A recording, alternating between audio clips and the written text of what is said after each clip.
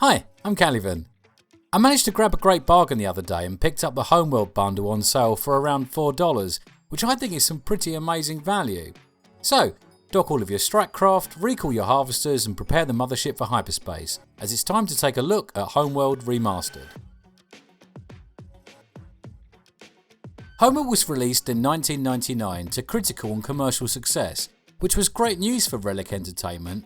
Starting a new business venture is always a risky thing, and getting a big win with your first release means a lot of people can breathe a sigh of relief. Relic would go on to produce the Dawn of War and Company of Heroes series, and although not everything they have released has been a hit, they generally kept to a pretty high standard, and I was always excited whenever they announced a new title. The RTS scene was pretty busy in 1999. The previous year or so had seen huge releases such as StarCraft, Tiberium Sun and Age of Empires 2, as well as 2 new expansions for Total Annihilation. These were just the highlights, and there were some 30 or 40 other titles that came out around this time, some of which were attached to previously well-known franchises like Dune 2000, KKND 2 and War of the Worlds. My point is that even an above average title just wasn't going to stand out above the competition. You would need something different, interesting and of very high quality to be noticed at this time. Homeworld was that game. So what was different about Homeworld? Well, I think the first thing that is most obvious is the interface. Most other RTS games of this period had stuck to the principles established by Dune 2 and Warcraft in the early 90s.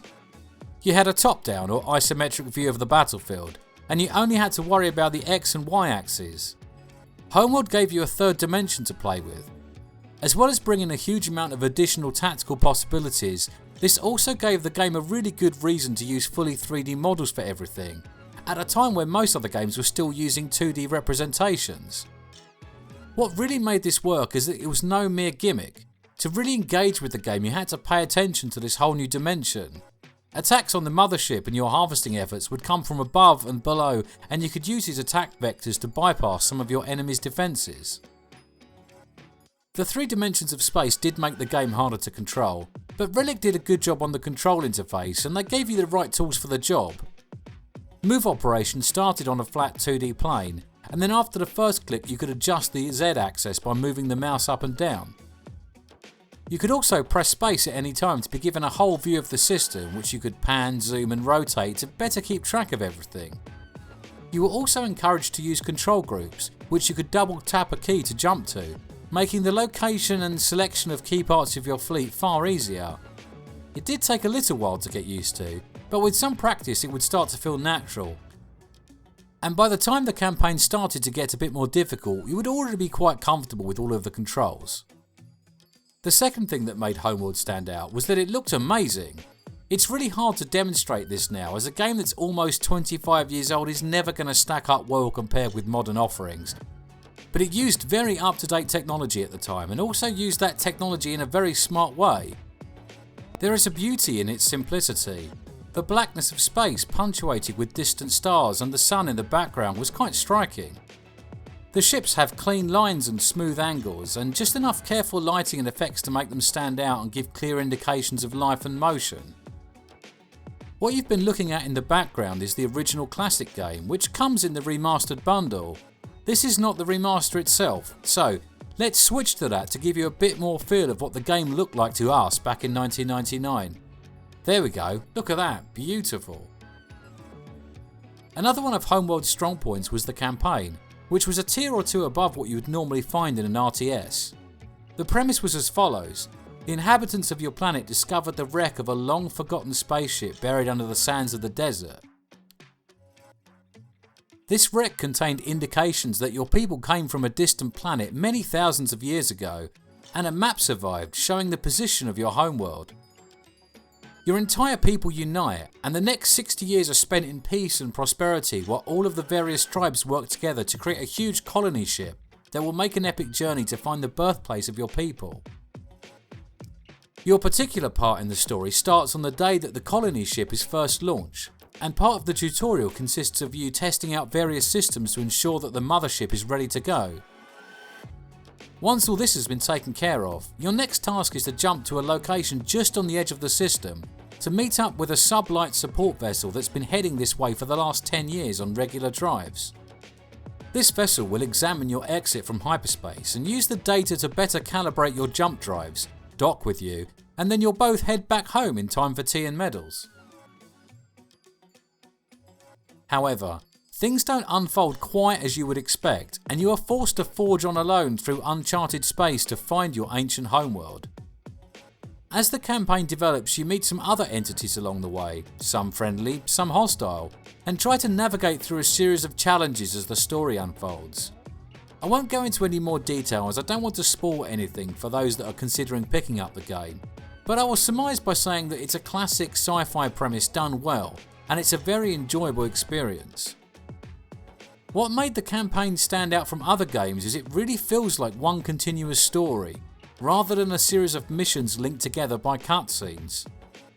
A lot of the story unfolds as you play, and unlike a lot of other games, it feels natural and doesn't drag you out of the gameplay in a frustrating way. There is also continuity between missions. You start with the same units that you ended with, in the same control groups and with the same upgrades and research completed. This gives you more incentive to perform well in each mission rather than just scraping over the finish line, and really ties everything nicely together. Overall, I think the single player campaign is probably one of the best I've experienced, and even if you never touch a skirmish or a multiplayer game, it still makes the game totally worth it just in itself. Although Homeworld is a little different, it is still at its core a true RTS. Instead of a base building, you start with a single mothership, but you can still construct research ships, resource controllers and carriers to increase your production and provide tech and gathering improvements. Your harvesters set out from your mothership and mine asteroids or recover wrecks, which increase the amount of resource points that you have to spend on new ships and new technology. Things start off pretty small scale, with scouts, interceptors and corvettes, but as you complete more research you get to unlock things like bombers, frigates and destroyers. Further down the line, you get access to more specialist units, such as beam frigates which excel against capital ships, missile destroyers that make quick work of smaller craft, and huge cruisers which form the backbone of any powerful fleet. There is a nice selection of units, and you don't really need to know the game very well to get a feel for how they work. Generally, smaller, faster ships do very little damage to the larger vessels, and the big craft have trouble bringing their guns to bear on the small ones. You need to use a variety of vessels and can't simply build a big impenetrable wall of the biggest capital ships and fly them in a straight line towards your objective. It's not exactly rock, paper, scissors, but in many cases there's a right and a wrong tool for the job, and part of your strategy and tactics involving using the most appropriate mix of units for the task at hand. If I was to make one criticism of the campaign, it does seem to have a knack of teasing you with a new powerful unit and then immediately putting you in a situation where that unit is totally useless. I remember one mission where you can finally build some of the bigger capital ships, and then must immediately overcome an enemy that has the ability to take away control of those ships, rendering them worse than useless. This is followed up by another mission that introduces a stealth fighter, and then places you in a nebula full of recon probes that can see straight through your cloaking generators. I'm sure this kind of thing happened a few times to me during the campaign, but they don't dwell on a gimmick too long, and once you're a mission or two down the line, then you can fully take advantage of your new toys. The skirmish and multiplayer system plays out a little differently from the campaign missions. You have a more detailed tech tree, and the path to bigger and better units is a little more akin to other RTS games. There are quite a lot of options, and it's definitely not a linear path that you must follow for each match. Research is slow and expensive, so you must have a strategy in mind and then work towards the things that support that strategy. You could use interceptors as protection against small craft, or perhaps gun corvettes or flak frigates, but you wouldn't want to use all three of these, as you would be better picking one and then using your time and resources to cover your other bases, such as scouting or anti-capital ship capabilities. It's quite a fun system, even when fighting against the AI, and the inclusion of such a rich and detailed multiplayer mode added quite a lot of replayability, even once you had completed the story campaign. So, let's talk a little bit about the remaster. It's perfect, and I don't say that lightly. Homeworld Remastered is a masterclass on how to re-release an old game in a new era, and everything is so well done I would almost call it a miracle. As well as a huge graphical overhaul that looks amazing, the improved UI fits in so well with the game that I didn't even realise how much of it was new until I went back and played the classic version a little. They've blended in changes that came with Homeworld 2 as well as their own additions in such a way that it feels totally seamless and is an absolute pleasure to use. Tactics and formations aren't hidden away in a little right-click menu anymore but visible on the screen. The building and research menu is now part of the main HUD and no longer on a separate page, and the little previews of your selected units in the bottom left add a lovely little bit of extra character to the experience. The new cinematics are stunning. These aren't AI upscaled like we got with the CNC Remaster collection, but complete shot-for-shot remakes of the original video redrawn with new art, and they are a thing of beauty. When we look at them side by side, you can really see the time and effort that's gone into the reproduction. You can't tell from here, but the sound design is equally amazing, and the original music shines through as yet another beautiful brushstroke on the piece of artwork that is Homeworld. Gearbox did such a great job on this, and I'm really looking forward to playing the remastered version of Homeworld 2, which came in the same bundle.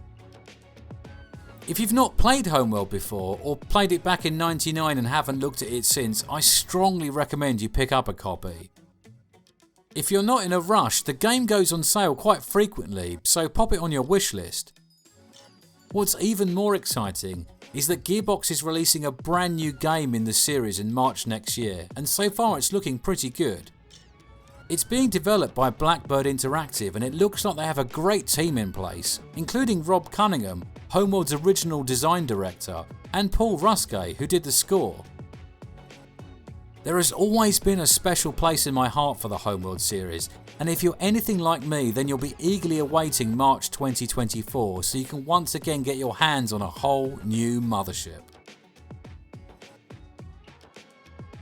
Hi there, I hope you've enjoyed my look back at Homeworld and its fantastic remaster.